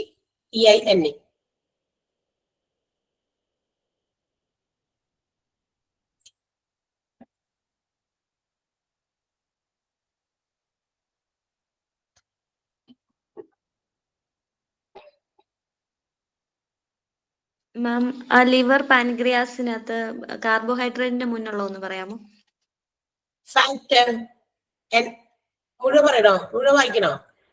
വേണ്ട വേണ്ട, കാർബോഹൈഡ്രേറ്റിന്റെ മുന്നുള്ള fat, fat, fat, carbohydrate and proteins etcetera. Okay okay, ഇത്രേ ഉള്ളൂ. നമുക്ക് ഇതിനകത്ത് ഗൈനക്കോളജിയിൽ വേറെ ഒന്നും എഴുതാനില്ല. ഇവിടെ ഉള്ളത് മാത്രം. നിങ്ങൾക്ക് ഈ തരുന്ന നോട്ട്, ഇവിടെ തന്നിരിക്കുന്ന നോട്ട് തന്നെയാണ് നമ്മുടെ നോട്ട്. അതിൽ എക്സ്ട്രാ ഒന്നുമില്ല. ഇനി ഈ ഉള്ള നോട്ടിനെ ഷോർട്ട് ചെയ്ത് കൊടുക്കാനൊക്കെയാണ് ചില ആൾക്കാർ പറഞ്ഞത്. അതൊന്നുമില്ല. നമ്മൾ ഇത് ഒന്ന് വായിച്ച് നന്നായിട്ട് 2-3 പ്രാവശ്യം എടുക്കുന്ന ഭാഗം 1-2-3 പ്രാവശ്യം വായിക്കുക. വായിച്ചതിന് ശേഷം മാത്രം നിങ്ങൾ മോക്ക് ടെസ്റ്റിന്റെ ക്വസ്റ്റ്യൻസ് അറ്റൻഡ് ചെയ്യാൻ നോക്കുക. അല്ലാതെ ആദ്യം പോയി മോക്ക് ടെസ്റ്റിന്റെ ക്വസ്റ്റ്യൻ എടുത്ത് വെച്ചിട്ട് ഇതെവിടെ വന്നെ കൊച്ചുകുട്ടികൾ കാണിക്കുന്ന പോലെ ചെയ്യരുത്. കുട്ടികൾ അത് ആ വേർഡ് എവിടെ വന്ന് നോക്കിയിട്ട് അതിന്റെ ആൻസർ തപ്പി പിടിക്കൂലേ? അങ്ങനെ ചെയ്യരുത്. നമ്മൾ ആ എടുത്ത ഭാഗം, ഇപ്പൊ ചിലപ്പോൾ 2-3 ഭാഗമൊക്കെ ഇന്ന് എടുത്തിട്ടുള്ളൂ. ഇന്ന് നമ്മൾ എടുത്തത് ജനറൽ മെഡിസിൻ, പിന്നെ എന്താ പറയാ ഗ്യാസ്ട്രോഎൻട്രോളജി, ഗൈനക്കോളജി, ഇത്രയും നമ്മൾ എടുത്തോളൂ ഇന്ന് ഇത്ര സമയം കൊണ്ട്. കുറച്ച് തുടക്കം നമ്മൾ കുറച്ച് കാര്യങ്ങൾ പറഞ്ഞതുകൊണ്ടാണ് അത്രയും എടുത്തിട്ടുള്ളൂ. അപ്പൊ ഇതുവരെയുള്ള കാര്യങ്ങള് നിങ്ങളൊന്ന് വായിച്ചൊക്കെ നോക്കിയതിനു ശേഷം മാത്രം നിങ്ങൾ ആ മോക്ക് ടെസ്റ്റിന്റെ ക്വസ്റ്റ്യൻസ് അറ്റൻഡ് ചെയ്യാൻ നോക്കാം. ഓക്കെ, അപ്പൊ നിങ്ങൾക്ക് ക്ലിയർ ആയിട്ട് മനസ്സിലാക്കാനും പറ്റും. അതോടൊപ്പം തന്നെ ആ ഒരു സാധനമൊക്കെ നമ്മുടെ മനസ്സിലിരിക്കും. അങ്ങനെ അതൊക്കെ അങ്ങനെ വായിച്ചു നോക്കിയത്, അല്ലാണ്ട് ആൻസർ ചെയ്യാൻ വേണ്ടി മാത്രം വായന ശീലമാക്കരുത്. നമ്മൾ വായിച്ചതിന് ശേഷം നമുക്കത് പഠിച്ചിട്ട് മനസ്സിലാക്കി എടുത്തിട്ട് അതിന് ക്വസ്റ്റ്യൻസ് ആൻസർ ചെയ്യാനുള്ള ആ ഒരു രീതിയിൽ നിങ്ങൾ ചെയ്യാൻ നോക്കുക കേട്ടോ. അങ്ങനെയൊക്കെയാണ്. അപ്പൊ ഇന്ന് കുറച്ചു പേരൊക്കെ വൈകി വന്നു. ഒത്തിരി വൈകരുത്. നമ്മൾ ക്ലാസ് 10:30-ക്കാണ് സ്റ്റാർട്ട് ചെയ്യുന്നത്. 10:30-ക്ക് തന്നെ എല്ലാവരും ഇവിടെ ഉണ്ടായിരിക്കണം. അപ്പൊ നിങ്ങൾ വരാൻ വൈകുന്നത് കൊണ്ട് എന്തുകൊണ്ടാ വൈകിയത്? കുറച്ചു പേരൊക്കെ ഞാൻ ക്ലാസ് തുടങ്ങിയപ്പോ 49, 50 വേണമെങ്കിൽ കൂട്ടിക്കോ, 50 പേരുണ്ടായിരുന്നു. കുറെ പേര് വൈകിയാ വന്നത്. Is there any reason for that? എന്തെങ്കിലും റീസൺ ഉണ്ടോ? വൈകി വന്നവരിൽ ആരെങ്കിലും ഒരാൾക്കൊന്ന് മറുപടി പറയാമോ? ക്ലാസ് തുടങ്ങി അവിടെ ക്ലാസ് എടുത്തുകൊണ്ടിരിക്കുന്ന സമയത്ത് കയറിയവർ ആരെങ്കിലും ഉണ്ടോ? ഒരുപാട് പേരുണ്ട്. എന്താ കാരണം? ഒരാൾ നെറ്റ് ഇഷ്യൂ കൊണ്ടാണെന്ന് പറഞ്ഞു. ഓക്കെ, 10 മിനിറ്റ് ലേറ്റ് ആയി പോയി. മോൾക്ക് സുഖമില്ലായിരുന്നു. എക്സ്ക്യൂസസ് നമുക്ക് കൊടുക്കാം. കാരണം എന്ന് വെച്ചാൽ അതൊക്കെ നമുക്ക് സ്വാഭാവികമായിട്ട് മനുഷ്യന്മാർക്ക് വരുന്ന കാര്യങ്ങളാണ്. അല്ലാതെ നമ്മൾ വെറുതെ ആവശ്യമില്ല, റീസൺ ഇല്ല, വേറെ എന്തെങ്കിലും കാര്യങ്ങളൊക്കെ ഉണ്ടോന്ന്.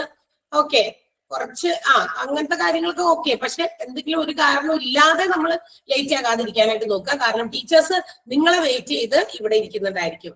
ടീച്ചേഴ്സ് വൈകി വരുന്നത് കൊണ്ട് നമ്മൾ ലേറ്റ് ആയെന്ന് നിങ്ങൾ പറയണ്ട. നിങ്ങൾ ഓൺ ടൈം എല്ലാവരും ക്ലാസ്സിൽ ഇരിക്കാനായിട്ട് നോക്കുക. അപ്പൊ അതനുസരിച്ച് നമുക്ക് കൃത്യമായിട്ട് ക്ലാസ് തുടങ്ങാൻ പറ്റും. അടുത്ത ആഴ്ച, അടുത്ത ദിവസം അല്ലെങ്കിൽ നെക്സ്റ്റ് ക്ലാസ് തുടങ്ങി നിങ്ങൾ അതൊന്ന് നോക്ക്. എല്ലാവരും കറക്റ്റ്. ഇപ്പൊ 97 കുട്ടികൾ ഇപ്പൊ എന്റെ ക്ലാസ്സിൽ ഇപ്പൊ ലാസ്റ്റ് ചെയ്യുന്ന സമയത്ത് ഉണ്ട്. അപ്പൊ 97 എങ്കിലും കുട്ടികൾ അതിനകത്ത് കയറുന്നുണ്ടെന്നാണ് നമുക്ക് കിട്ടുന്നത്. അടുത്ത ക്ലാസ്സിൽ ഞാൻ നോക്കട്ടെ 97 കുട്ടികൾ തുടക്കമുണ്ടാവും നോക്കട്ടെ. അപ്പൊ അടുത്ത ക്ലാസ് പറഞ്ഞാൽ എന്റെ ക്ലാസ് വരുമ്പോഴല്ല ഞാൻ ഉദ്ദേശിച്ചത്, അടുത്ത ടീച്ചർമാർ വരുമ്പോ ഉണ്ടാവും. ഞാൻ ഇടയ്ക്കൊന്ന് നോക്കൂട്ടോ, എനിക്കൊന്ന് നോക്കാൻ പറ്റും. Okay okay, it's all right. കുഴപ്പമൊന്നുമില്ല, ഞാൻ അത് പറഞ്ഞതാ. നമ്മളങ്ങനെ ലേറ്റ് ആകുന്നത് പ്രൊമോട്ട് ചെയ്ത് കഴിഞ്ഞാൽ എന്ത് പറ്റുമെന്നറിയോ? ഇനി ഇവിടെ ഇത്രയും എങ്കിലും വന്നവര് എന്ത് ചെയ്യും? അവരൊക്കെ വൈകിയല്ല തന്നെ, ഞാൻ ഇനി വൈകി കയറണുള്ളൂ, എന്തിനാ നമ്മൾ പോയി അത് കയറിയിരിക്കണേ എന്നൊക്കെ വിചാരിക്കും. അങ്ങനെ എല്ലാവരും ചിന്തിക്കാൻ പാടില്ല. നമ്മളതിനെ പ്രോത്സാഹിപ്പിക്കുന്നില്ല, നിങ്ങൾ എൻകറേജ് ചെയ്യുകയാണ് ചെയ്യുന്നത്. നിങ്ങൾ ഓൺ ടൈമിൽ എല്ലാവരും ക്ലാസ്സിൽ കയറാൻ വേണ്ടിയിട്ട്. ഓക്കെ, അപ്പൊ C you next day. Okay, thank you. Thank you ma'am. Thank you ma'am.